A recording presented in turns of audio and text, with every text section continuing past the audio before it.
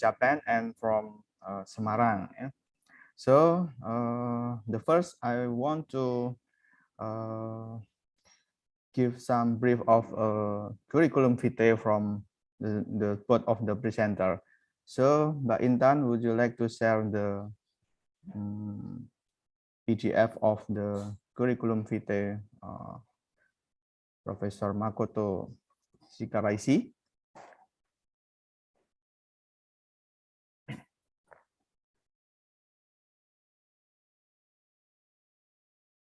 Yes, okay. Welcome, Mr. Makoto Chikaraishi, or can we call Chikaraishi-san or Makoto-san? Yeah? Either fine. Yeah. Okay. Yeah, but Chikaraishi may be difficult to pronounce. Okay. Okay. Chikaraishi-san is have a happy birthday for a couple day ago in October. So current position is associate professor on Graduate School of International Development and Cooperation in Hiroshima. Then the educational is bachelor from Hiroshima, master in transport, about the thesis about traffic congestion policy, and got a doctor of engineering in 2010 because the dissertation is about the chain of variety of activity travel behavior. This is related to Pak Okto, travel behavior. Very much work experience, including research fellow and so on, and many awards that he got about excellent student scholarship, presidential award of Hiroshima, and so on. And best paper in the East conference. Yeah. Now he lecture in English. Yeah. About 3 or 4. Yeah. For materials. Yeah. The fundamental of methodology, kemudian risk management, and data analytic for sustainable development. All in Hiroshima University. So if you all the student in here or want to teach by him, you can go to Hiroshima University, okay? Because we have many students here, Makoto-san, yeah. Okay, the next investigator, so very many of experience, yeah. So next, co-investigator too. So the next, the important, the last but the least is book chapter. Yeah, there's many book that published of Mr. Makoto, and journal also, and okay, yeah, so many paper. Okay, the last is okay. Is the last but is important, I think. Is this is 14 pages of the CV, so I can read one by one, but the important. So he is a professional society member in the Eastern Asia Society of Transport and Study. This is a very what called in English about the community of the Society of Transportation, yeah, and the TRB2 and the VCTRS and so on, and he is editor too from a Journal of Asian Transport Studies and editorial member in GSGA Journal. So to audience or the lecture or the student that want to write in the paper in the journal, I think we have opportunity to submit in the both of the IS or the Journal of Asian Transport Study or GSGA. Okay, thank you, Mbak Intan. The second is Pak Okto, perhaps the CV of Pak Okto. Pak Okto is our expert transportation in our department, my colleagues. Yes, the handsome one is Pak Okto, we call Mr. Okto. He just have a birthday into October, yeah. So I think we can celebrate our their birthday in October. The background is from I'm sorry, education. Yeah, education. She got a bachelor from urban and regional planning from Institut Teknologi Bandung, and master in transportation in Institut Teknologi Bandung too. And the last is a doctor in transportation in Institut Teknologi Bandung too. So the 3 degree got from the Institute of Technology Bandung. So the field of interest is transportation planning and policy, urban planning studio, travel behavior. Perhaps you can collaboration the next, and travel demand modeling and transportation economy. Many experience in urban planning, like drafting technical guidance and strategy plan, and so on. And the next. So experience in transportation, I think, more. There's many project of transportation, just like DED or preparation of like pedestrian and disability guidelines, and so on. So the next is so from there's many experience from Pak Okto, yeah. So the next. Okay. Okay, let's finish, yeah. So I think thank you, Mbak Intan. We have now a brief of 2 presenter or 2 lecture. So I think it's better to focus in the presenter 1 about urban mobility. Professor Makoto, please welcome. The time and the screen is yours. Perhaps we give you 30 minutes. Is enough? I will try to wrap up. Okay, 30 minutes. But is I give you because your birthday, I give you a present to more time if you need it. Okay. Okay. The first is Professor Makoto. Then the second and Dr. Okto. Okay. Please welcome Professor Makoto Chikaraishi. Okay, thank you very much for your very kind introduction. Can you hear me? And you can see my slide. Yes, clearly. Okay, great. So today I would like to, so this is the title of today's talk, Future Mobility. And before starting, I would like to say thank Dr. Iwan Risdianto to invite me to this lecture series. I'm very honored to give a talk here. Thank you very much. And so, as we all know, somehow the transportation mobility has been evolved recently, particularly. So we have autonomous vehicle, we have shared mobility, so bike sharing and car sharing. Those new type of mobility has been embedded into the society, as we know. And particularly in Indonesia, you have Grab, Gojek. In Japan, actually, those are somehow prohibited to put in the market. But anyway, in many other countries, those new services has been going on, and somehow transportation systems are changing very rapidly. Okay, so I think now transportation is one of the hottest research field you could work on. But on the other hand, having those new mobility services is not always good to the society.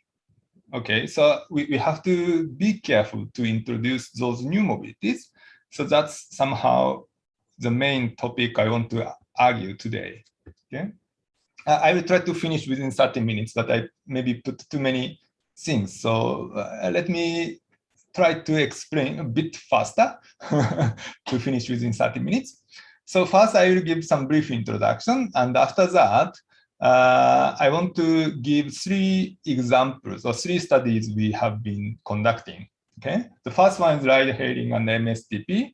This is a multi-service transport platform.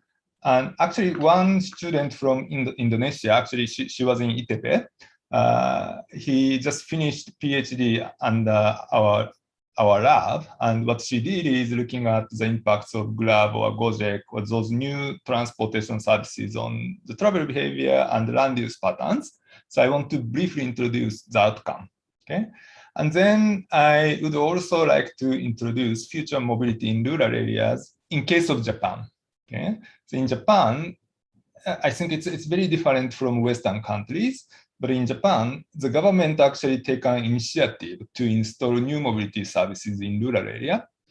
And that might be interesting for you. So I would also like to briefly introduce that. And the last part is the risk perception of autonomous vehicle. Okay, so let me try to quickly finish those discussions. Okay, so introduction. So as you know, we now applications of AI is getting very normal. Okay, and the terminology of AI itself is a kind of buzzword which doesn't really have a clear definition. But if we divide this AI into 4 components, the sensor, data, algorithm, output, and then it becomes very easy to understand. Okay, in case of Gojek, the smartphone becomes sensor. Right? So smartphone will collect your location information, or whenever you access to Gojek apps, then your information will be sent to Gojek. Okay, so your smartphone play a role of sensor. Okay, and then you will send your data to them, and they have their own algorithms. Uber also has their own algorithms, and many other services, they have their own algorithms to cook the data they collected and then produce some services. Okay, so those 4 components, when those 4 components are well organized, then we can generate many services. Okay, so that's the current situation, and these are some of the examples. Okay, in case of Japan, we have so-called AI taxi. Its name is good, but it's not very special. But anyway, so AI taxi basically try to predict future travel demand and utilize those information to dispatch taxis. Okay, or Uber also trying to have a better matching between users and drivers. User means those who want to have a transport service, and drivers who can provide service. Okay. And obviously, those self-driving units are also using AI technologies, and Gojek as well. And if we look at more the government side actions, like Copenhagen, they are trying to develop apps to make transportation system better. Okay, so some of the actions are conducted by private sectors like Gojek, and some of the actions are conducted by public sectors. Okay, and what I would like to talk about is the installing those new services, new technologies into the society is really good or not. That's the main focus I want to highlight. Okay, and if we think about entire transportation market, we can say that many new services are embedded into transportation market. Okay, so previously somehow we assume that like transportation supply is previously it was a decision variable of the government. So government actually can decide transport supply level, and what we typically do is predicting transport demand first, and then let's say, okay, we will have this amount of transport demand. And then we decided, okay, let's have this amount of road, let's have this amount of railway. Okay, so that kind of discussion was very normal, but now the supply is, excuse me, supply also becomes very flexible thanks to the technology. So if demand is not very high, maybe not so many people want to be a driver for Uber, for example. Okay, so supply level is now also very much flexible. And there would be 2 key technologies to make this market more efficient. The first one is preference elicitation. So those services, actually many of them, are trying to elicit people's preferences, when or where to wear and by which mode they want to travel. Okay, so once we can get real-time data of their preferences, then the supply side also can be arranged very well in an efficient way. Okay, and short-term prediction is also another very important aspect. We also have, how can I say, to properly allocate vehicles to each station, for example, we have to have a proper estimation on the demand. Okay, so short-term prediction is another very important component. And we are also working on developing some, how can I say, the methods for preference elicitation and short-term prediction. But today, I will not really focus on that aspect. Rather than looking at those technical aspects, I want to highlight what would happen in the society after having those new services. Okay, and that question is obviously not new. Many researchers are putting that question, and this is one of the papers published in the journal. And their question is, what about the impacts of autonomous vehicle on the society?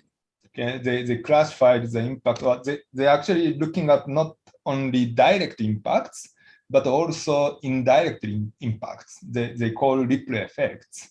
Okay, so this first direct impact and secondary impact and tertiary impact, they're trying to explore what kind of impacts would be happening in the society. And the conclusion they made is very obvious. So this is one of the outputs they have, but their conclusion is we little know about the impacts. So that's their conclusion. So we have to conduct more studies to properly understand the impacts of AVs. So they are trying to encourage other researchers to work on or to look at the indirect impacts of having AV. Okay, so it's not really limited to AV. We can also apply the same discussion to ride-hailing service, or maybe Grab or Gojek type of service. Okay, so in today's presentation, I basically want to highlight that aspect. And this is another study to understand the characteristics or nature of new mobility services. Okay, and this has 4 dimensions. The first first dimension is x-axis is about temporal efficiency, and y-axis is about spatial efficiency. Okay, so temporal efficiency means if we think about private car, we commute by private car and then park that car in the parking spot, right? So 95% of the time, car is somehow useless, right? He's just waiting. Okay, so in terms of temporal efficiency, private car is very inefficient, right? On the other hand, once the vehicle is shared with others, then vehicle will be utilized more frequently.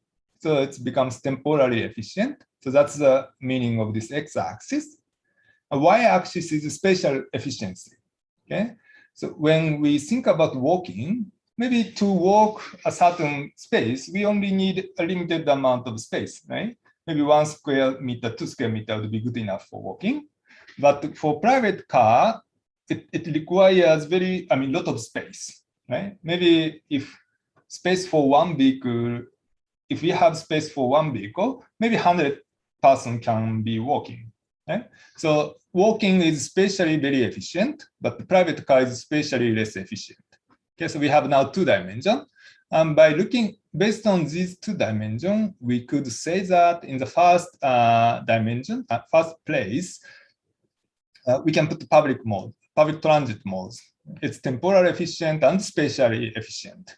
Walking and cycling, it's spatially efficient, but maybe temporarily less efficient. A private mode is temporally and spatially less efficient. Okay, and they classified shared or new mobility services in this dimension. Let me change pointer. Okay, in this dimension. So compared to private car, because we will share one vehicle with others, So it's getting more temporally efficient. Okay, and spatial efficiency will not really be improved, but new mobility services, most of the new mobility services would fall in this category. Okay, so that's what we will have, or this is what we are now having. Okay, and question is, what would happen when we have those new services in the society? Let's think about that one by one. So let's think about public transit dependent cities. Okay, in public transit dependent cities, before having these new services, many of them using public transit, right? And maybe some small portion of the people using private mode. Okay, and if those private mode users are shifting from those modes to new modes, then this is somehow happy, right? This is desired change. Okay. And also for car-dependent cities, it's also same. Many people are currently using a car, and some small portion of the people are using public mode. And if those car users are shifting to shared mode, this would be desirable conclusion. Okay, but the problem is it really happening in the real world? That's what we have to think about. So to some extent, this undesired change, it seems to be happening to some extent. So we hope the private car users are shifting to shared mode, but actually what happened is public transit users are shifting to shared mode to some extent. Okay, and if this is happening, actually this is the introduction of the new mode. It could be even worsening the entire transportation performance. Okay, so we actually have to pay attention to this phenomena. So we shouldn't say, okay, now we have many users for shared mode and that's happy, but it's sometimes it's not really happy. If many of them are shifting from car, then it might be happy. But if many of them are shifting from public transport, then it might not really be happy. Okay, and this is actually is a well-known problem. A classical, so we have one very interesting concept we call Thompson Paradox. And this paradox is very nice to understand this situation. So let me just briefly introduce that. Okay, and this Thompson Paradox initially discussed about the impacts of road improvement. Okay, so suppose that now we only have two modes, okay, public transport and automobile. Okay, only two modes we have. Okay, and this red line showing the service level of car, and the blue line showing the service level of public transport. Okay, and from this side to the other side, this width shows total number of users. Okay, so we can split this amount of user into two. For example, if here, then this amount of people will use automobile and less of people will use public transport mode. Okay, and for automobile, when the number of automobile users are increasing, maybe if as long as congestion is not happening, maybe service level is constant. But at a certain point, congestion is happening, so service level goes down. Right? This is typical phenomena of load. Okay? And on the other hand, public transport, it may have different curves because public transport requires huge investment for, initial investment. Okay? So if we look at Tokyo or maybe Jakarta, public transport service level is very high because we have many users. When we have many users, service level could improve a lot. Okay? If number of users are small, then service level is low. Okay? So at the initial stage, with the increase of the users, service level would typically improve. But maybe at a certain point, it will decrease because of maybe crowding. Maybe in Tokyo, crowding is happening, so service level is somehow a bit decreasing. But anyway, curves maybe looks like this. Okay. And question the things I want to ask you to think about is what would happen if we improve the load quality. Okay? Like putting one more in. Let's think about putting one more in. So intuitively, if we put one more in, we feel that the service level should be improved, right? Because we put one more M. But actually, this paradox says it's not really true. So this is the explanation. So putting one more M means the load can accept more users, right? So congestion would be happening a bit later, than this. So the curve will be shifting to left-hand side, okay? And the crossing point is actually equilibrium points because suppose that if situation is around here, so in this case, automobile service level is higher than public transport service, right? Then public transit users have an incentive to shift to automobile, right? And then after thinking that like that, then here also, even the share is around here, still many people have an incentive to shift from public transport to automobile. Then finally, this equilibrium condition will be realized, okay?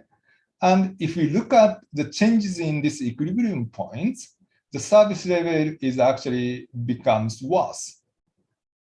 So before load improvement, this service level can be achieved.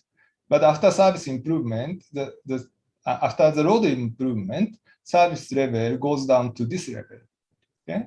So this kind of paradoxical phenomena could be happening when we introduce new supply, transport supply, okay? And this can also be applied to ride sharing or new mobility services, okay? So whenever we introduce new mobility services, as long as the curve looks like this, like public transit, we have to pay attention to the impacts of others, and we have to pay attention the possibility of worsening the transportation systems, performance of transportation systems. Okay, so that's what Downs-Thompson paradox say. Okay, and yeah, so that's somehow a bit theoretical thought. But we also trying to look at the similar phenomena in a different context. And for ride hailing is also have the similar problem. So we, with the PhD students, now she just graduated and back to Itebe, we conducted the survey and a number of series of analyses to look at the impacts of Gojek and Grab on travel behavior and land use patterns. And this is somehow conceptual framework. We actually call MSTP. So this is a kind of Gojek or Grab service. Those Grab or Gojek service is actually, it's not just simply transportation services, right? Because it's also involved like merchant or suppliers services, or it can also, it's not just transportation supply, right? It's sometimes some goods are delivered to the users, okay? So that's why we call it multi-service transport platform. It's not just transport service, okay? And this kind of platform has a unique characteristic. The point is that typically when we think about the normal economic theory, we have supply and we have demand, user, okay? So the supplier may change the price, maybe to maximize their profit or something, okay? And they only look at one user, right? This is a very normal situation. But in case of those platformers, they have multiple users, users. In their case, obviously, Gojek users is one of the users for them. But for MSTP, for Gojek, the drivers is also another user of their service. And also merchants is also another user of their service. So they have multiple stakeholders in their systems. And what they are trying to do is changing price to each group, each stakeholder, and then having larger interaction among those groups. So for example, they could give a discount to users, but getting more money from other stakeholders, then they can maintain their business, right? So by doing that, they can they can increase the exchange between demand and suppliers. Okay, so that's the nature of MSTPs. So, but the problem is that we know somehow the theoretical stuff of this MSTP, but less study has been conducted to explore the impacts of MSTP. So we decided to conduct a survey and did a series of analysis. Let me just briefly introduce. So first study, we did is travel diary survey. So we asked people to join the activity travel diary survey for 2 weeks. We asked nearly 300 people to join survey in Jakarta. Okay, and what we did is first asking them to report all activities they conducted during 2 weeks. And it's not only the activities they actually conducted, but also online activities. Okay, I think this is one very new component we added. Okay, and we actually developed these apps. Mobile Market Monitor. This is a kind of startup from MIT, and we asked them to modify their apps to capture additional stuff. Okay, and this is somehow one surprising result we got. The blue one is online activities and the orange one is physical activities. So if we look at shop or eating behavior, the online activities are much larger than physical activities. So this is quite surprising. So in other words, we are somehow relying on virtual activities. So eating means like ordering food, like GoFood. Okay, using GoFood. Okay, so using GoFood is actually the share of using GoFood is very high compared to eating out. Okay, so that's what we found. And also looking at transport mode, the Ojek online, this is mostly Gojek or Grab, and the ride hailing, the share is almost 20%. So it's obviously we couldn't really ignore this amount. Okay, so that's somehow brief. The first results we got. And sorry, I will skip the details, but we also trying to look at the impacts of having those MSTP on the merchant distribution. So we collected the data of the shop distribution. And actually in Google Map, we have information of the availability of online delivery. So some shops provide online delivery service, some shops doesn't. So we are trying to look at in which area we have more shops that provide online delivery service, and in which area we tend not to have that service. And conclusion is very interesting. We found that the food delivery, online food delivery merchants are mostly agglomerated in the central area of Jakarta and in the fringe of Jakarta. Okay, so in between we have less, agglomeration, but in the central and in the fringe, those shops are agglomerated. Okay, so that's what we found. So I will skip the details, but the message we could get from this is the impacts of MSTP on land use patterns may not really be ignored. There's a certain impact on land use patterns. Okay, sorry, it's very quick, but let me move to the next. Otherwise, I only have maybe 5 minutes. I will skip the last one, but if some maybe I could share those slides with all participants. If they have questions, they could communicate later on. So last, every list perception parts I will skip. So I will finish only with this section.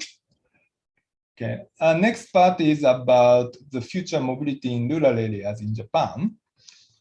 So as I mentioned, the Thompson Paradox is one of the big problems we have to pay attention. So currently, when we look at in rural area, we have some public transport mode. But if we just put new rideshare services into rural area, the entire service level will be going down as we learned from Thompson Paradox. Okay, so we actually have to carefully introduce new services even in rural area. So that's why, basically, maybe from that reason, the most of the transportation systems or new services are embedded into the area by the government. So initiatives are taken by the government in most cases.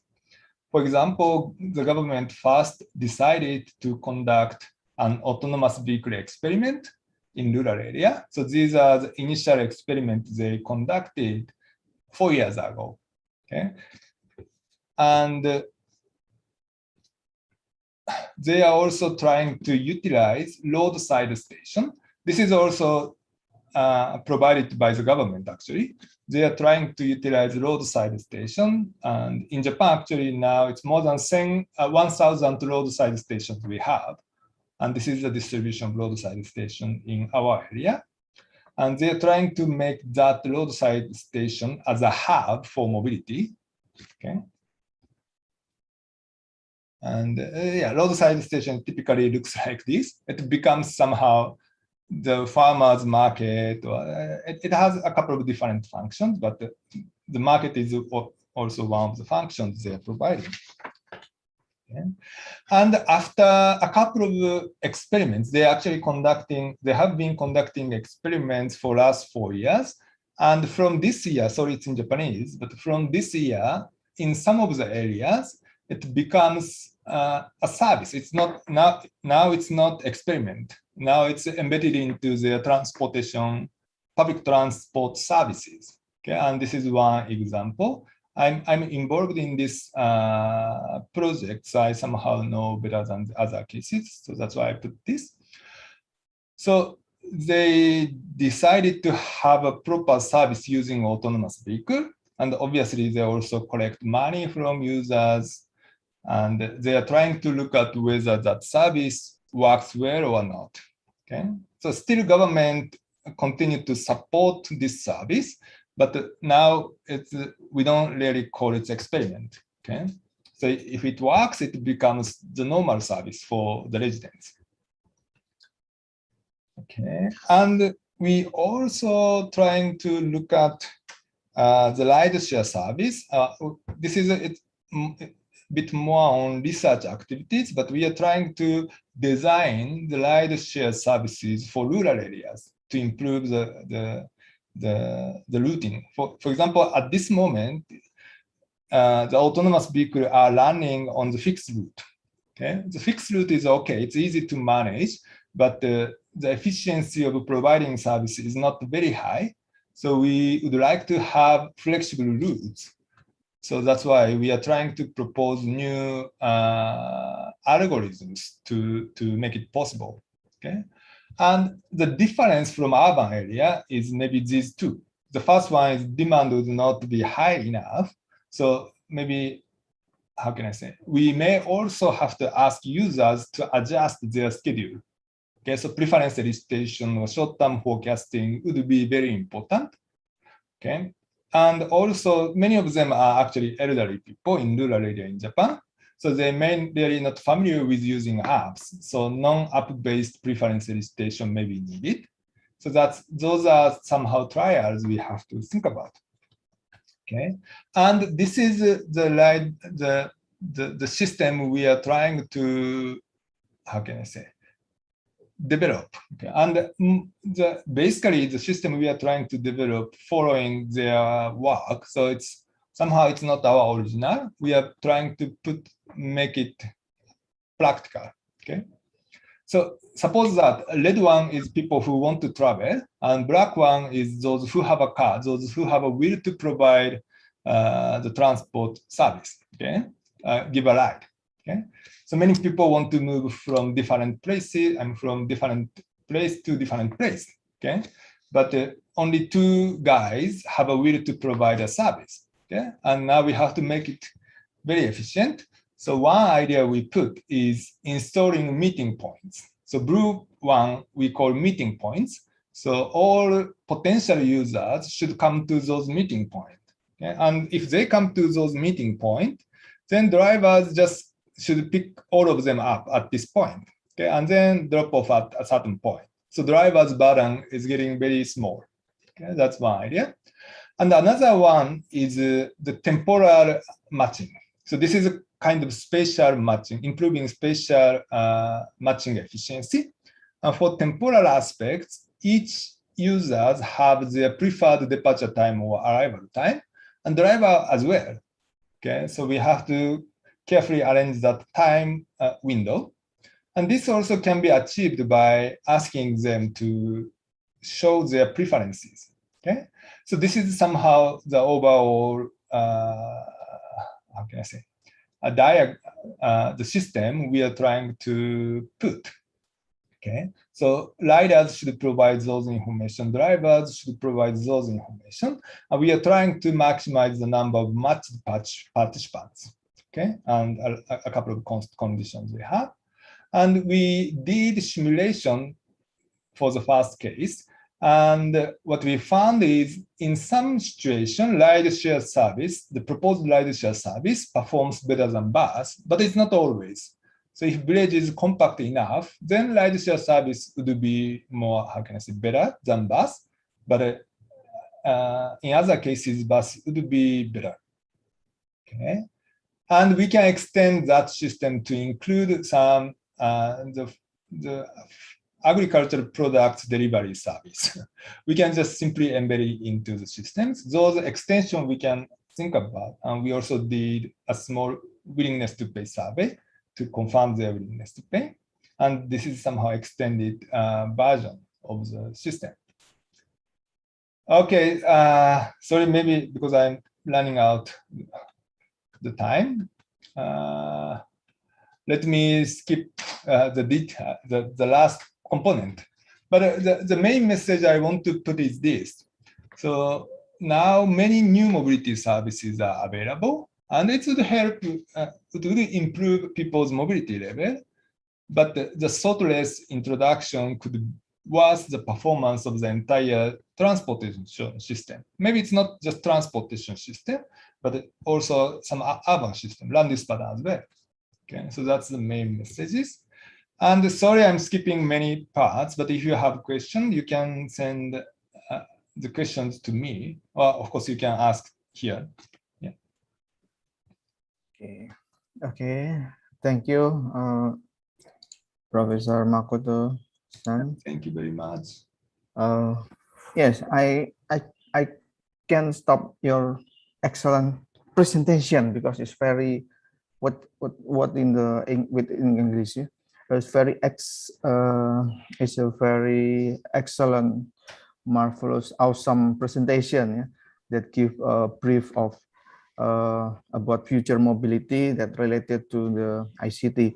So I want to ask the audience to give applause in the reaction button from Professor Makoto. Yes, thank you very much, Mr. Professor Makoto. Then, yes, arigatou gozaimasu. Thank you very much. Then before we get pay attention to the second presenter, I want to ask about to the student or to the audience who want to ask about the future mobility in Japan in the experience of Makoto-san in the chat button. Yeah? Or if you want to practice your English, you can prepare to ask directly after the second session finish. Okay, so prepare to your question in the chat room and or prepare to your question in the last session. Okay, very interesting and excellent presentation and share about the future mobility in Japan. But we have experience too about the future mobility in Indonesia. So I invite, please welcome Pak Okto, Dr. Okto Risdianto Manulang. Okay, Okto-san, have you ready? So time and screen is yours now. Thank you, Mr. Yudi. Good morning, everyone. I'm Okto Risdianto Manulang from Diponegoro University. Of course, some of the participants already know me. But before then, I will say something to Professor Makoto Chikaraishi. Thank you for your time in International Lecture Series Urban and Regional Scientific Forum at Diponegoro University. Although we met online, but we shouldn't think it's so different. As we know, transportation has discovered a new phenomenon, and today, meeting with you is an honor for me and for our student. And as an opening, I hope all participants in this meeting are in good health and good spirit. Today, I will present about the interesting thing about the phenomenon of change in transport behavior.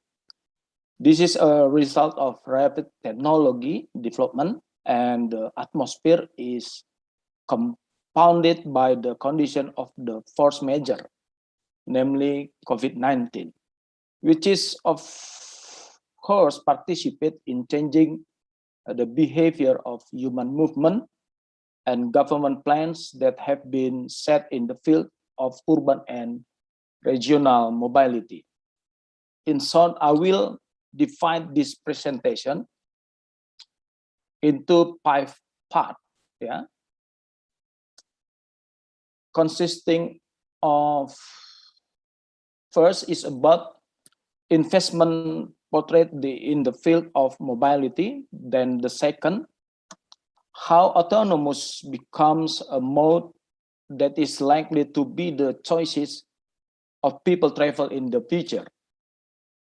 The third is about connectivity, electrification, and shared mobility. The fourth is about the impact of COVID-19. And the last one, to close this presentation, we try to capture how will Indonesia mobility in the future. This is a part of the lesson learned from the overall presentation that I will convey. Without further ado, I will tell you some of these interesting things. In this slide, autonomous mean connected. The relationship between people, vehicles, and the environment is much more than just a new technology. It is saving the entire future of mobility. A network vehicle promises additional driving comfort, greater safety, and increased customization of the driving experience. As we know,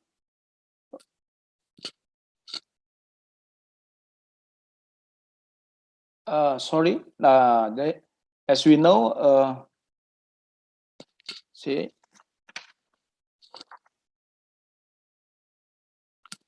I'm sorry. In the graphic, in the graphic that you can see this slide, it shows how the growth cluster of the technology companies in the world, e-hailing, semiconductor, and AV sensor are the dominating sector. The relationship is more and how autonomous driving is the goal of movement behavior in the future. Still about investment around mobility technology is very influenced in changing the direction of the strategy to fulfill travel demand. As I said before, the high-tech sector has a significant impact not only on the transportation or mobility sector, but also change the direction of the people daily behavior. Technology of things that will make it easier to fulfill people's wills from basic to tertiary needs. The following graphic shows how a technology makes everything is easier. Vehicle manufacturers usually require a fairly long supply chain in producing their goods, but nowadays, technology minimizes existing stakeholders' time and profit will be more effective, so the value of the time continues to increase. After discussing the investment, then next we will go to second point, autonomous driving. This picture shows how investment in the autonomous sector becomes very attractive, inseparable from technology. The enemy so far has been congestion and insecurity. So hopefully it will be reduced by this autonomous. By 2040, about 66% trips will be autonomous vehicles. Is it just a dream or an imagination in a movie? I think not anymore. Technology shorten everything, but calm down. Technology is a human made, so we can also change anything to suit our desires. Analog is the important part of this. Autonomous means connected. The relationship between a vehicle and the environment is much more than just a new technology.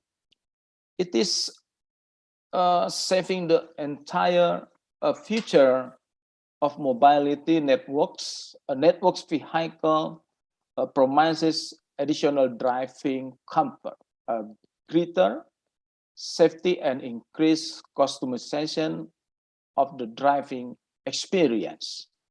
As we know, we can see the figure by 2030, every new vehicle will reach level 3 connectivity, where occupants enjoy personalized control.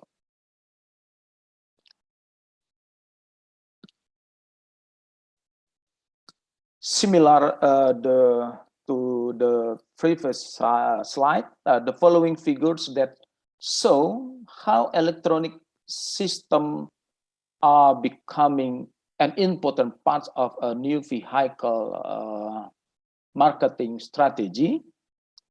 Next,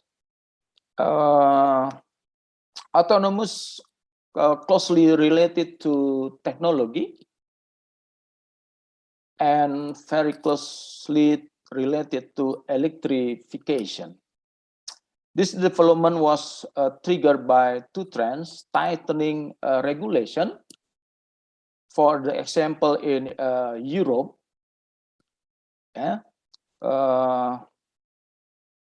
rising customer demand. So, what is meant by regulation tightening? Emission are the things to concentrate on. The issues of global warming is the basis for tightening it. The quality of life becomes very important for us. After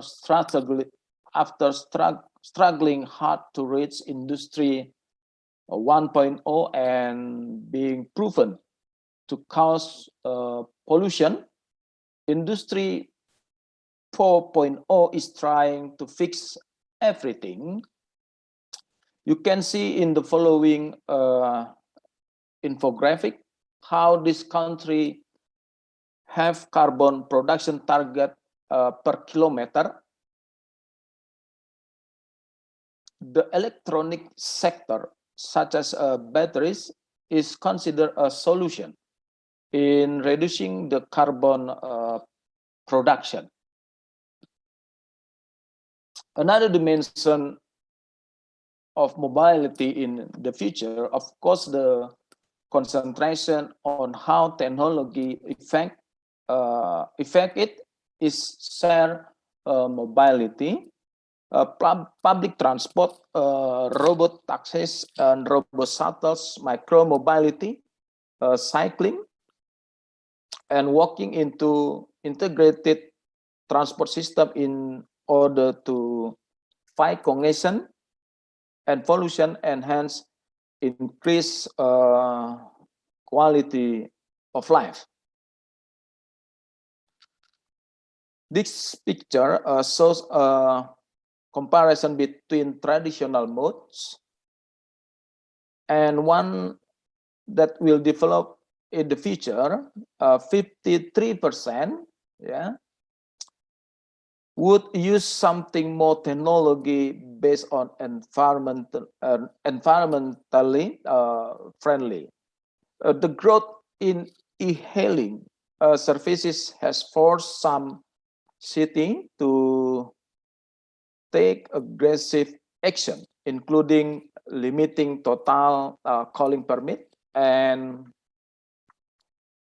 setting pay rates for drivers because seen and is increasing congestion.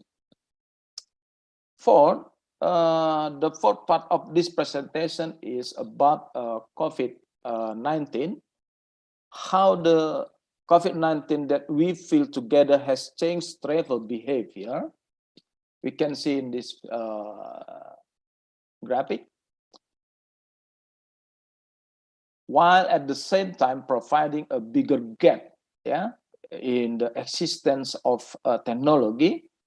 Consumers are becoming more focused on digital channel and sustainable issues. Access to micro-mobility option, lightweight vehicles such as a bicycle, e-scooters, and mopeds will be important in the future mobility. While consumers have traditionally focused on the time to destination, cost and convenience when selecting a transport mode, they now cite the ability to reduce the risk of infection as our major consideration. However, from the following figure, you can see the Southeast by 2030, it will be dominated by public transport, especially rail transportation and electronic hailing.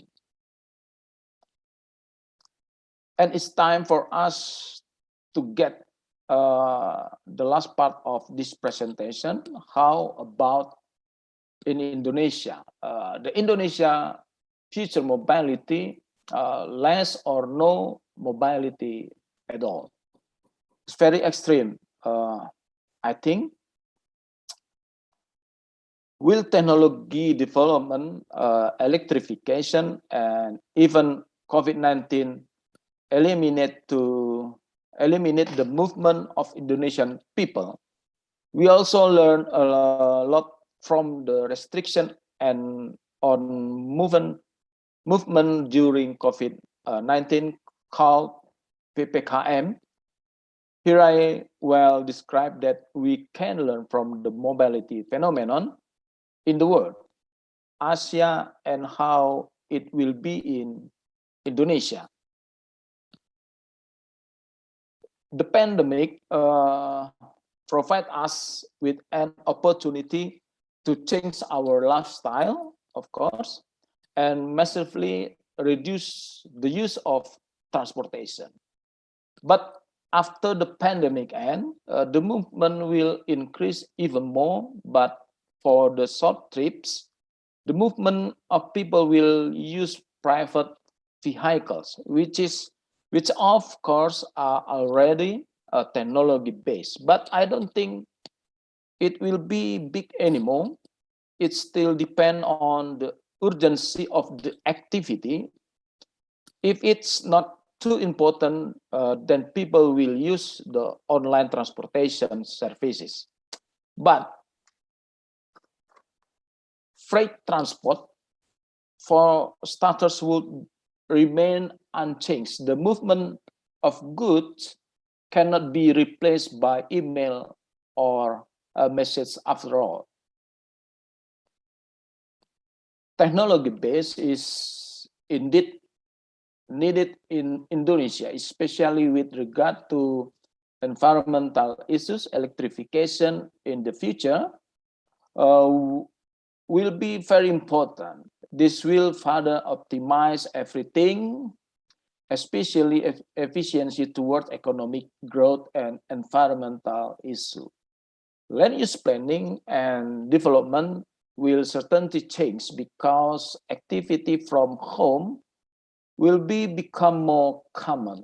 In this picture, you can see the effectiveness from shared mobility benefit.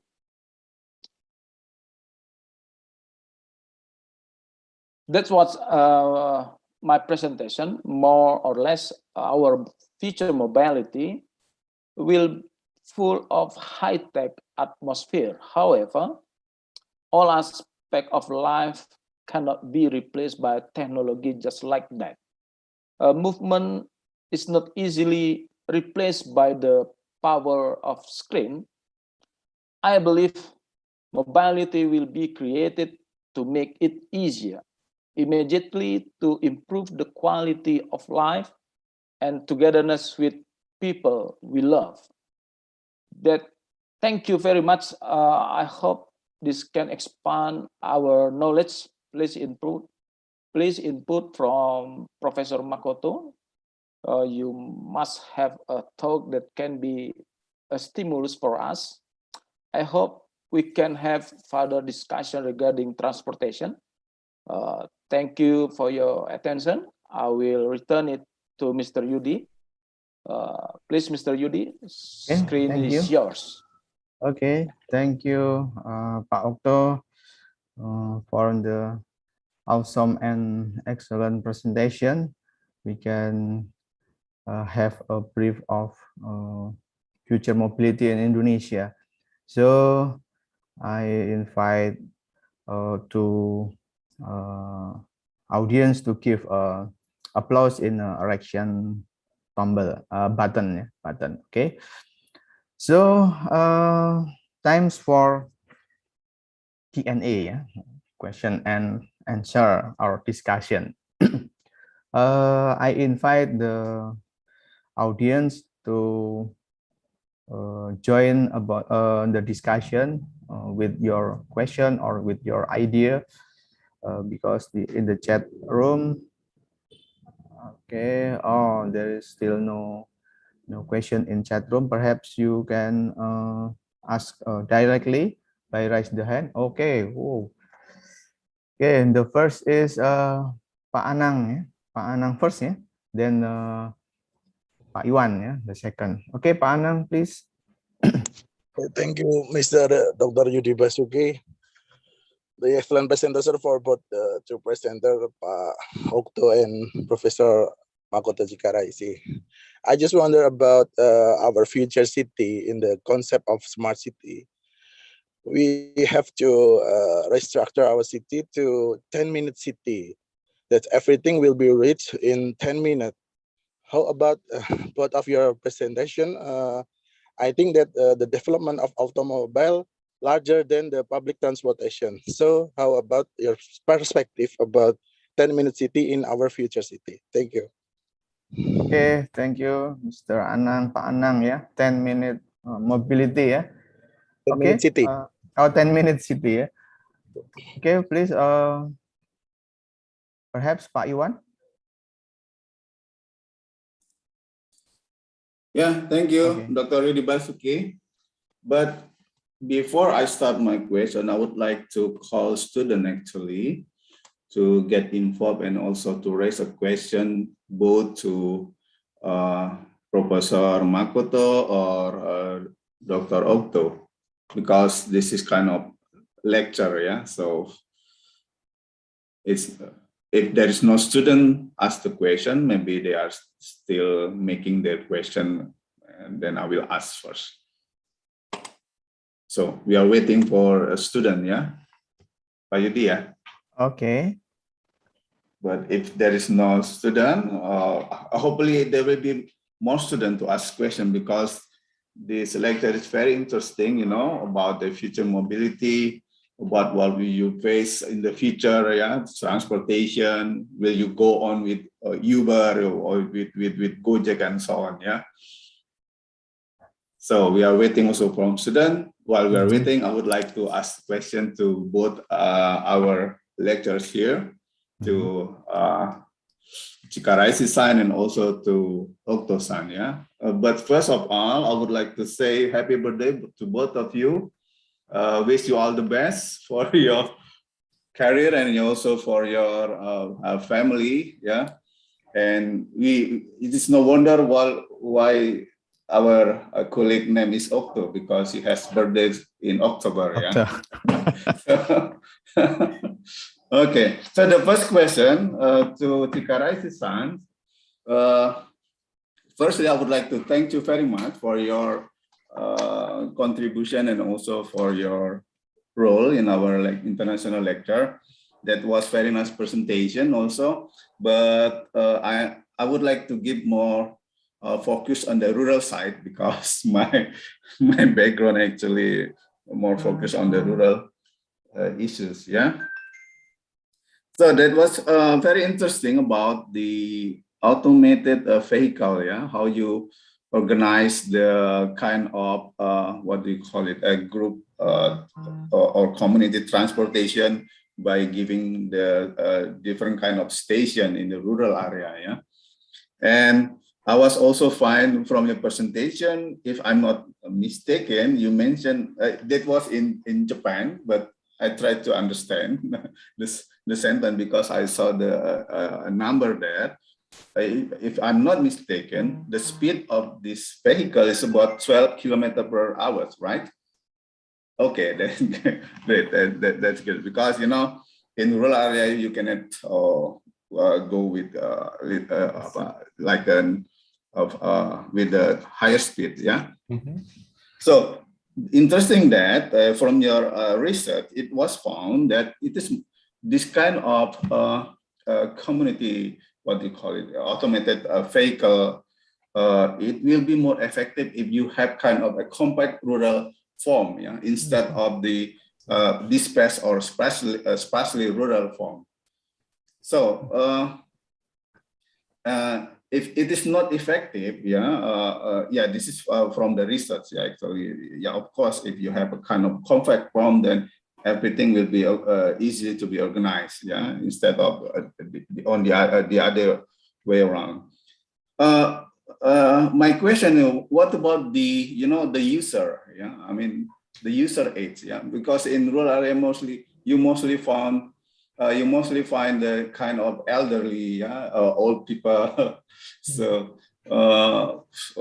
and they have kind of limited speed of walk. But on the other hand, you have to be punctual there. You have to come earlier in the station, and then then you are not going to be left by this automated vehicle, yeah, because you are late. So what and then what is the solution if you are concerned about this kind of people, yeah, in the rural area? Okay, and for Okto-san, oh, not Okto-san, Pak Okto. Pak Okto. Because you are not Japan, yeah. Hopefully you will be a Japan citizen, yeah. Then I will call you Okto-san. Not oh, Bang, Lai Okto, yeah. Okto Lai. So that was also very nice in presentation, Pak Okto.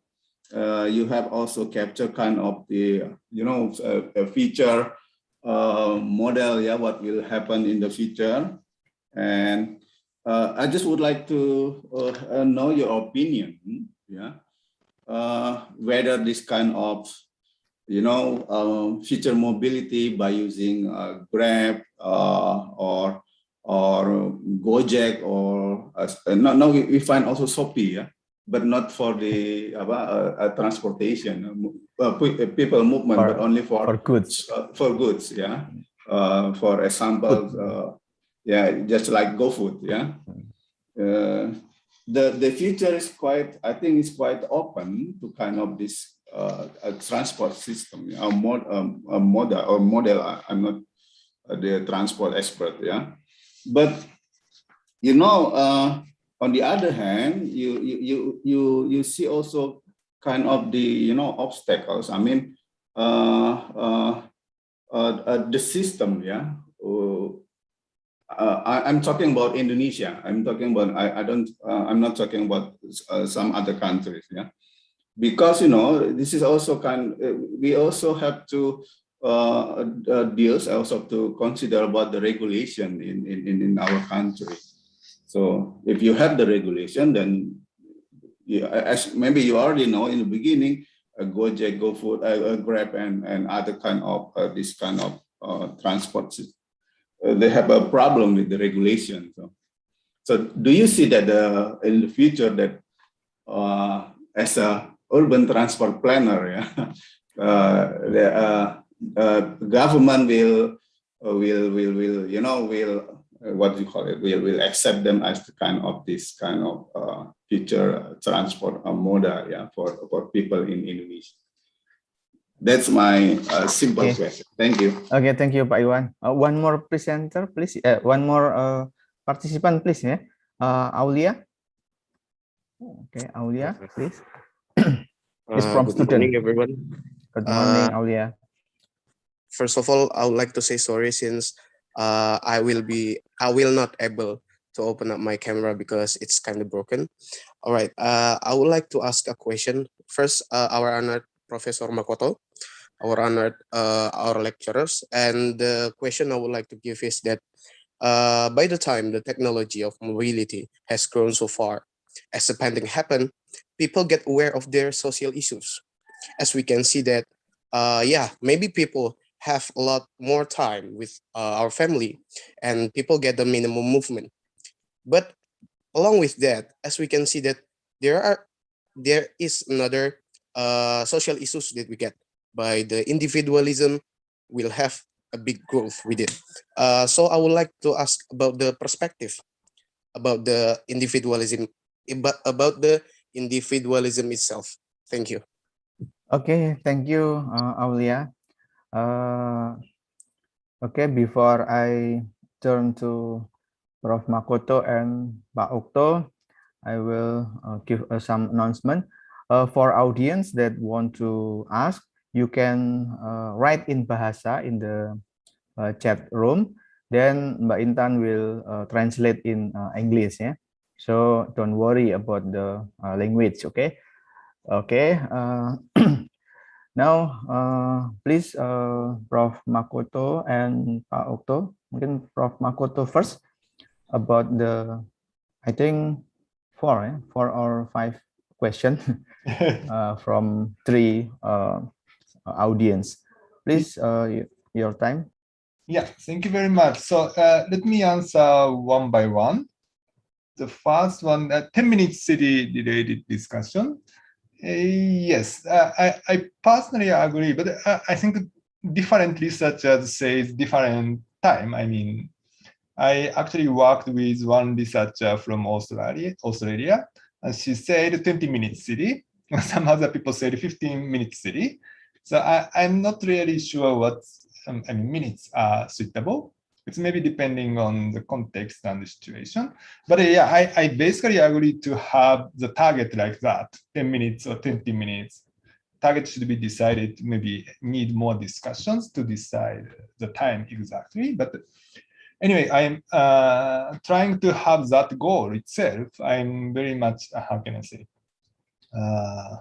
I think it's a good goal, and it's easier to convince many people to take some actions. For example, compact city related policies, it's in many cases, it's getting difficult to convince to people change their residential location, for example. But once we properly set up the policy goal, like 20 minutes or 10 minutes, then it's getting easier to convince, or it's getting easier to make an agreement to have a policy, to put a policy. So yes, I basically agree with that. Yeah, but it's a kind of very big concept. Maybe not be able to be achieved perfectly, but it's a kind of the direction we are going to. Yeah, thank you very much. I think that's a very nice point. Okay. Yeah, and can I continue to answer? Yes, please. Thank you. And is it okay, Anand-san? Dr. Anand? Yes, okay. Yeah, thank you very much. Thank you. And Iwan-san's question. Yes, that's true. It's a 12 kilometer per hour, so it's actually very slow. I can say that it's very slow. And let me share my screen again. Sorry.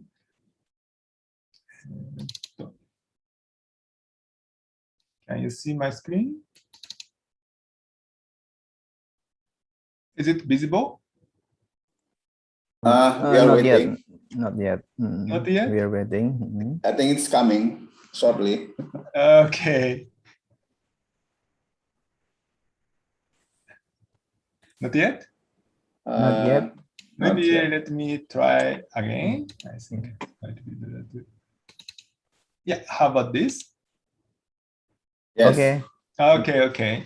Actually, in the initial trial, they tested a lot of different vehicles. And one they finally decided to use is the slowest one. 12 kilometer per hour is actually slowest. Other vehicle is much faster. And this is actually from France. And others are developed by some startups or something like that. And I think the choice of vehicle and choice of the speed depends on the conditions as you mentioned. So if the city town is compact enough, then slower mode would be good enough. And we actually regularly have a meeting with the residents in this area. Actually, this area is quite compact. It's just 2.7 kilometer. But if we just measure the how can I say, the distance, it's less than 1 kilometer. It's very short. Okay, so in that sense, maybe this vehicle would be good enough. But yeah, some residents actually told us it's a bit too slow. But it's a bit difficult to improve. And if we look at other cases, actually one new experiment just started yesterday. Sorry, it's in Japanese, but let me share. Now, can you look at the video? Yeah. Yeah, so now this is the same vehicle actually. So if the road is something like this, very narrow, then this vehicle actually plays very nice role. And if it has a lot of slopes, then again, this vehicle would play a very nice, option. Okay, so depending on the location or geographical characteristics, we may have to carefully choose the vehicle. I think that's one thing we could say. Yeah, and another thing is we actually estimated the value of time for elderly people. So what we understood is the elderly people do not really seek very fast travel mode. So the value of time is lower compared to other people. So spending more time on travel itself may be okay. And this actually can have a kind of, how can I say, while traveling, they can enjoy viewing or sometimes communicating with other people because it's very slow. It's very easy to communicate with other members in the community. So I think the slower mode is sometimes it's better than the faster mode. Okay, so that's another point I could mention. Yeah, thank you very much. Yeah, but yeah, if the town is not compact enough, then this mode is not very good. Actually, in this case, this vehicle is running just next to kindergarten. And when they go through this kindergarten, they often communicate with the children there. Yeah, so it's possible because it's slow. If this is very fast, then we couldn't really communicate. So it's not just simple mobility service. It had provides some communication opportunities as well. Yeah. So that's but Chikaraishi-san, it is somehow like you know, a short tour for people that would like to see around the yes. village. Yeah. Yeah. Actually, this street has a long history, so it's a kind of historical streets. So for visitors, it's also fun to see the history. Yeah, that's another thing. Yeah. Okay. Thank you. Yeah, thank you very much. And the last question, pandemic and COVID and mobility problem. That's a difficult question. And we are also, how can I say, we have a similar concern, but I think we have to conduct more studies, researches. Particularly, I think that the biggest limitation we have is we do not really know the value of having communication or value of having physical meeting. Right? So the restriction, for example, now in many countries decided to have a lockdown. In Japan also somehow self-restriction of going out home. Those policies has been conducting, but yes, from medical point of view, to reduce infection risk, yes, that's right. But from economic perspectives or from society perspective, we couldn't really simply say this is good, right? It's a kind of trade-off between risk and the benefits of having physical meeting. But that benefit side is not really quantified very perfectly. So that's, I think, one big limitation we have. And actually, we did one, sorry, it's in Japanese, but we did one very interesting study. This one is English, so I can just show this. So what we did is doing a survey. So this is social network people have. And then by joining some activities, they can extend their social network.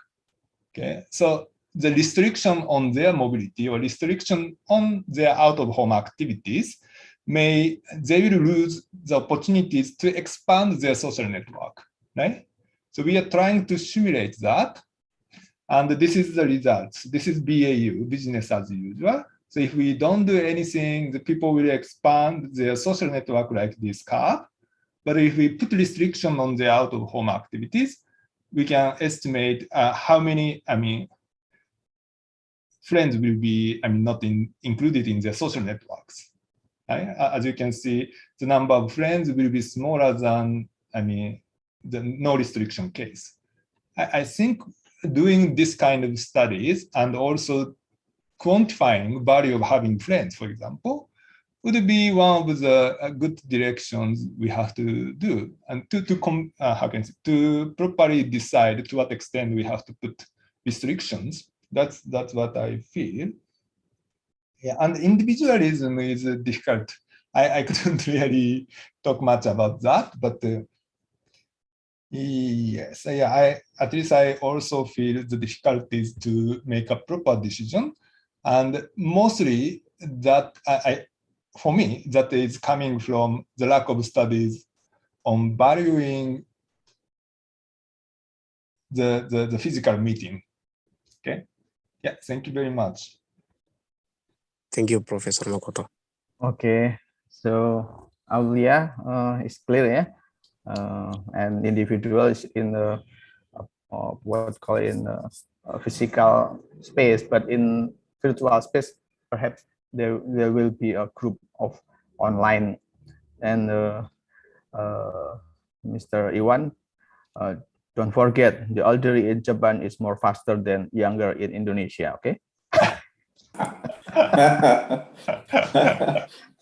Okay, please, Pak Okto. There is some question for you. Thank you, Mr. Yudi. I would like to answer the question from Mr. Iwan. I would like to share my screen.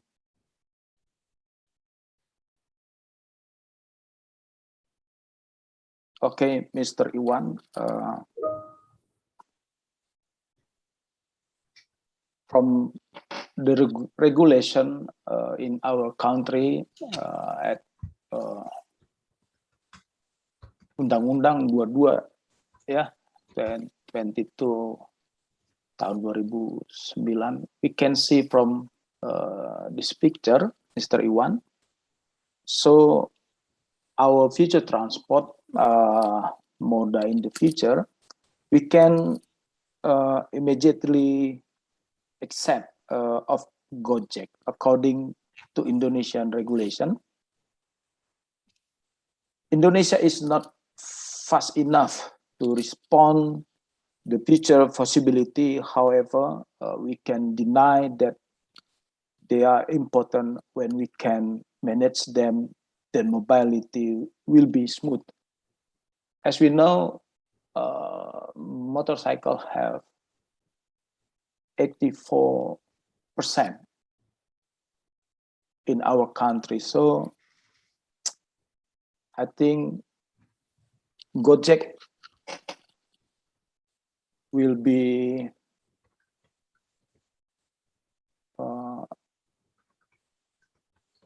exist in the future. So smoother mobility as a feeder can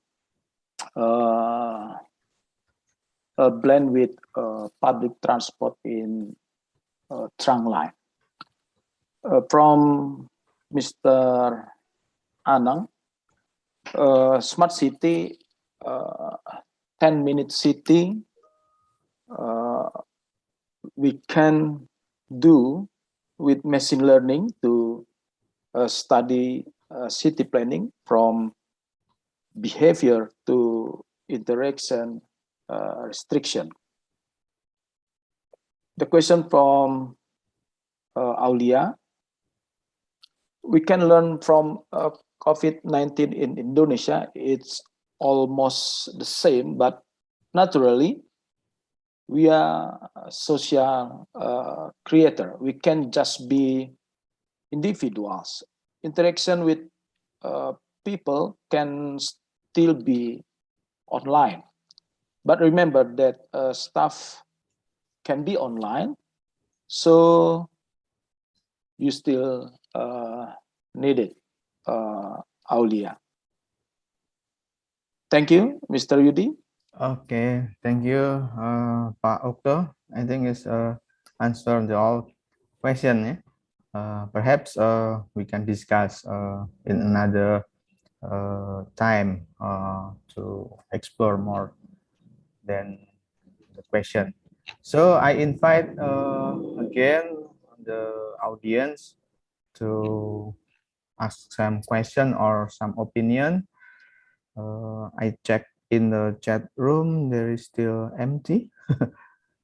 Okay. So I give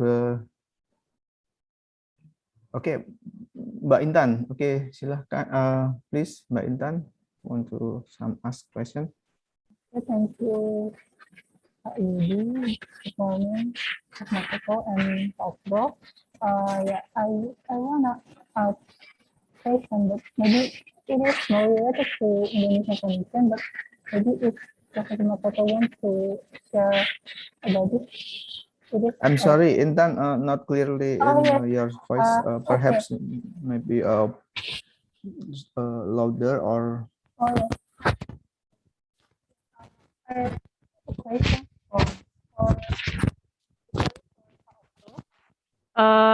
it is related to, like, we know that public transportation now has particularly hard hit to precaution of pandemic, and besides that, our government still have many projects related to infrastructure, especially in the transport infrastructure. And I want to ask, related to the future mobility, to what extent that has the concept of future mobility has been regulated in our government policies, especially related to the development of transportation infrastructure? Thank you. Okay. Anyone more question? No one? Okay. One question from Mbak Intan. Please, Prof. Makoto and Okto. Yeah, thank you very much for the question. Yeah. Yes, so the government, I think there are a couple of different, may I answer first? Dr. Okto, can I go first? Okay, thank you. Please. Yeah, thank you. So in case of Japan, the government policy and the future mobility direction are somehow, how can I say? It's how can I say? It's well coordinated. So the point is, government in US, I think many private firms, they are trying to develop their own mobility services. And then after the development of mobility services, the governments try to coordinate all, new services, right? But in case of Japan, it's not really like that. So there are some, government typically launch a lot of projects, new projects to install new services. And then many private firms somehow joining that and then trying to coordinate, have a proper coordination to those new services. So it's something like that. And actually, the government also are seeking how they could help to develop new mobility services. The point is that sometimes the situation cannot really be improved only by private firms. They sometimes want to ask government to improve infrastructure. For example, V2I communication, vehicle to infrastructure communication. The vehicle is basically controlled by private firm, but the infrastructure is controlled by the government. So both actions, actions from both sides are needed, and it's obviously should be coordinated very well. So I think to improve the mobility services, the government and private sector somehow should work together. And that's the direction we may have to go. And public transport is also the same. And now public transport, it's same. Yeah. Thank you very much. Okay, thank you, Prof. Makoto. Anyone to Pak Okto, please? Thank you, Mr. Yudi. I agree with Makoto-san. So, Intan, in our country, government has many investment in supply public transport, but never management the demand. So in the future, we must search the equilibrium from supply public transport and manage private car. So we need more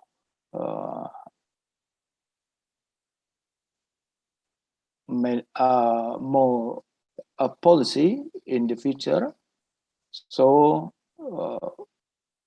in the future, modal sharing to public transport more increase, reach 60%. Yeah, in 2026, yeah, in Greater Jabodetabek. Thank you, Mr. Yudi. Okay, thank you, Mr. Pak Okto. There are two audience that want to ask. I invite Hendra Melanton and Aulia Rahman. Yeah. Please, Hendra Melanton, you first, and then Aulia Rahman.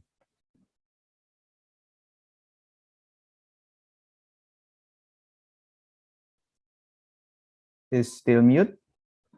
Oh, Apologize. Yeah. Thank you, Pak Yudi. I want to ask to Chikaraishi Sensei. You mentioned about. Oh, actually, I have two questions. The first one is you mentioned about the MSTP, the research in Jakarta. I'm curious about what do you think about the impact of the COVID-19 to the land use pattern, especially in public facilities and food merchants in Jakarta, because it seems like the research before the pandemic, right? And most of the merchant is on the central Jakarta and the surrounding. Do you think that the COVID-19 will affect this that much? That's the first one. The second one is about what happened in Japan. You mentioned about the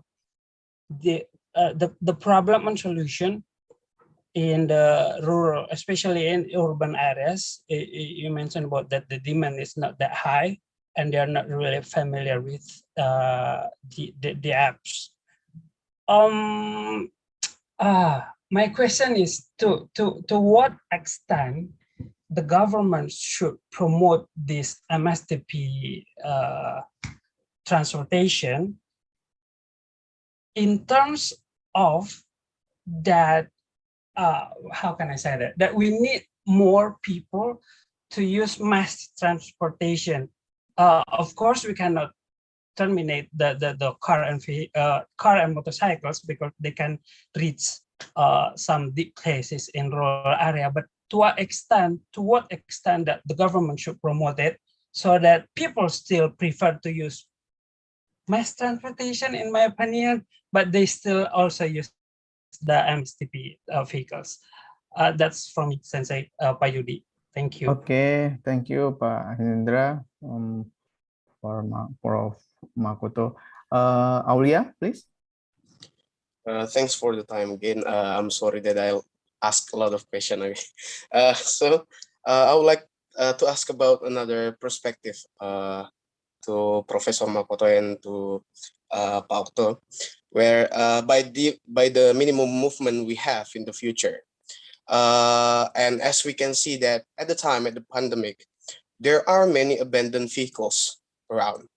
Like this thing will get to a waste of vehicles or mobility actually, and by the time comes, people force themselves to use those vehicles again. Like unfortunately, those vehicles actually is not can't be used anymore, but they force themselves to use it. So I would like to ask about the perspective. How about that? What can we do about that? Thank you. Okay, thank you, Aulia. Okay, I think it's two questions for Makoto-san, please, Prof. Makoto, and one for Okto, yeah? Okay. Prof. Makoto first. Yes, thank you very much, Hendra-san. First, I want to answer the questions from Hendra-san. The first one is impacts of COVID-19 on the merchant distribution. Yes, I guess, I'm not very much sure, but I guess it has a huge impact. And even when we look at Japanese cases, we don't exactly have MSTP in Japan, but a similar food delivery service is growing very quickly after having COVID-19. And having those delivery service basically means how can I say? Because the central, it's the food that no need to provide it in the central area. So obviously, I think it's affect agglomeration patterns. We somehow are trying to analyze agglomeration aspects because the agglomeration would be a key role. Why many shops are staying in one places. So that, how can I say? I couldn't really explain the details, but somehow we are trying to, how can I say, look at the changes in agglomeration forces happening in the area. And obviously, agglomeration forces happened to the shops who are only providing the physical service, like only in-person service there. And also, and agglomeration forces occurring to the shops providing online food delivery services are very different, I think.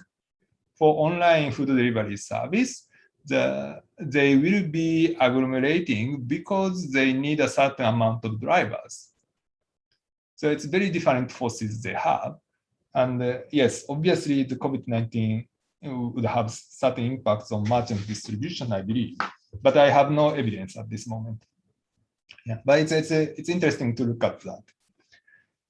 And the second one is rural and to what extent government should promote MSTP? That's a very big question. I personally believe as long as we can use mass transportation, we have to use mass transit. I think that's my brief answer. Actually, we did one study with the people from Toyota, and currently this is still under review. But what we found is if MSTP is introduced without paying attention to the impacts of mass transit, then gradually the customers for mass transit are shifting to MSTP, I mean ride-hailing service. Okay? And in the big city, in the initial case, people may transfer at the station. So they will use like Gojek or Grab to go to station nearby and then use mass transport at the initial stage. But in the long run, many people may be shifting to the ride-hailing services. That's what we found. We just did one theoretical analysis on that. But if that is true, then I think, and our recommendation is when we introduce MSTP, MSTP should always be put together with mass transport services. So like one idea is one operator should control both mass transport and MSTP, or at least there should be some agreement between these two, okay? Not competing with each other, but have some collaborations. That's what we feel. Okay, is it fine, Hendra-san? Hi, thank you, Sensei. Thank you very much. Thank you, Yudi. Yeah, thank you. Okay. And Oria-san's question, Dr. Okto, do you want to answer that? Okay, thank Yeah. you, Professor Makoto. I would like to answer the question from Aulia.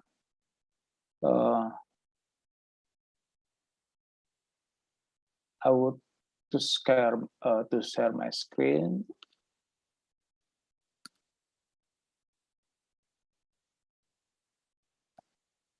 Aulia, so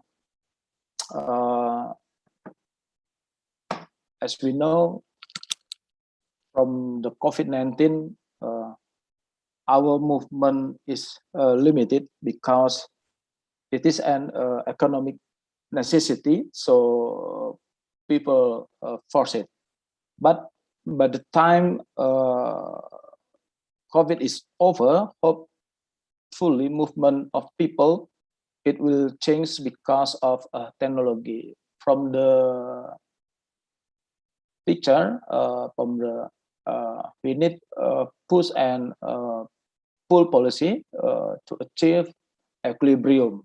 So on the one hand, distance is no longer a problem, but on the other hand, there are many things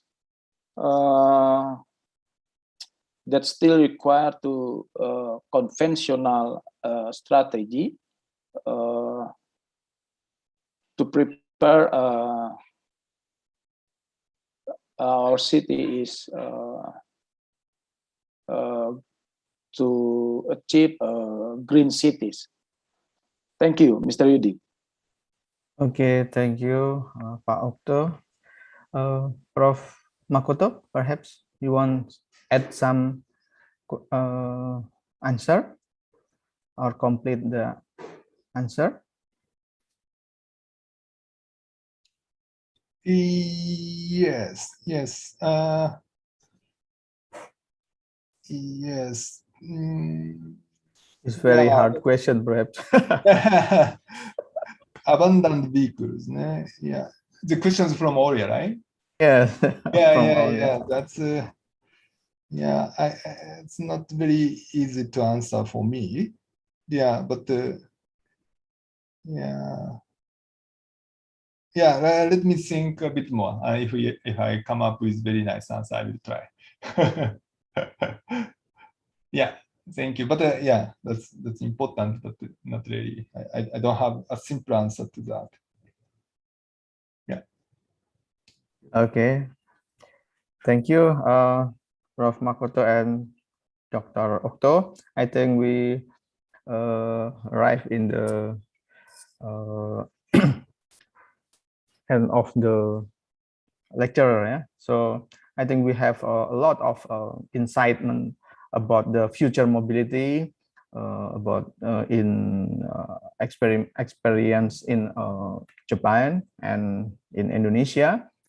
So I think we can leave the meeting with the enrichment of a question and idea. Okay, so before I close the meeting, I invite Bu Wiwi as a head of department for one or a little bit closing ceremony. Thank you, Pak Yudi. Please allow me, Pak Makoto and Pak Okto, to briefly close our international lectures today with a very high appreciation statement, of course, to both of you for giving the lectures, and also to Pak Yudi as the moderator. Thank you, Pak Yudi. You make the discussions becomes very meriah. I don't know meriah in bahasa, in English, Pak Makoto. Fruitful. Apa, Pak? Fruitful. Cheerful. Yeah. Thank you, Pak Iwan. And hopefully we can continue these activities again in the following semesters, because actually we would like to keep our students to have kind of international exposure, enrich their lecturing materials with international lectures from different countries, including from Japan, of course, Pak Makoto. And I hope we can continue the collaboration. And to the students, hope you not too shy. Maybe most of them is very shy to address questions, but hopefully we still have a series of lectures, until end of November. And hope we will continue this kind of event again in the following semester. And we also make it in YouTube. So I hope the students who cannot join us today because they have class, they still can access our YouTube and enrich. If maybe, actually, Pak Makoto, every year we always have students who take the final thesis focus on transportation issues. We have Pak Okto, we have Pak Yudi, we have Bu Anita. Actually, three of them are the expert in transportations in our department, and hopefully maybe we can collaborate some work together, focusing on research related to mobility and transportation planning. I think again, thank you very much. And Pak Yudi, maybe we would like to end the session with a photo session, or Okay. Before I close the session, please on your camera, because Mbak Intan will take some photograph. Perhaps it can be hang on your wall. And also, if you have the virtual background, please use that. Okay. For the student. forgot to mention thank you to Pak Iwan also, Pak Yudi, who already Okay. For Pak Iwan, thank you, arigatou gozaimasu, Pak Iwan. Yeah, you're to welcome. facilitate. I don't know in Japan if you say something, you said arigato gozaimasu, and what you answer after? どういたしまして。Do sumimasen. Yeah. どういたしまして。Yeah, yeah, yeah. Okay, great. Mbak Intan, You are welcome. Yeah. どういた You're welcome, right? Oh, Okay. Mbak Intan, have you ready? Yes, I'm ready, but Please comment. yes, we are still waiting for more Yeah, for participants others. to on the camera. Okay, there are 6 pages here, Wow, and 6 pages. Okay. yes, and I'll start from the first page. Okay. 1, 2, 3. Give your big smile. 1, 2, 3. Okay. So next to the second page. Chikaraishi-san, there are also students, Japan student here. Oh. Yeah, Hendra, Kiki, and Yes, yes, and Hendra-san, David, Kiki-san. But you are still in Semarang. they are still, I think. Yes. But it will come soon, right? Maybe by the end of Hopefully. this month. Yeah. Yeah, hopefully. Yeah, waiting. Yeah, we are also waiting. Unfortunately for page 4 until 6, there are no students with on camera. No, only name. Okay. Yes, only name. That's okay. Okay. Maybe they are not taking bath yet, so just wake up from sleeping. Okay. Yes, for the student, don't worry. We have more series about the international lecture. Don't cat ya. Jangan malu-malu kucing. Okay. Okay, I want to close the session with arigato gozaimasu to Prof. Makoto Sensei. I hope we can collaborate it more than international lecture, perhaps in a research or also, something. Course, yeah. Okay, thank you very much, Pak Okto. Keep on your healthy and success. Okay, and I close this session with bye-bye. Thank you very much. See you in the series, international lecture series. Thank you, everyone. Okay, thank you, everybody. Thank you, Chikaraishi-san. Thank you very Bye-bye. much. Yeah, bye-bye. Thank you very much.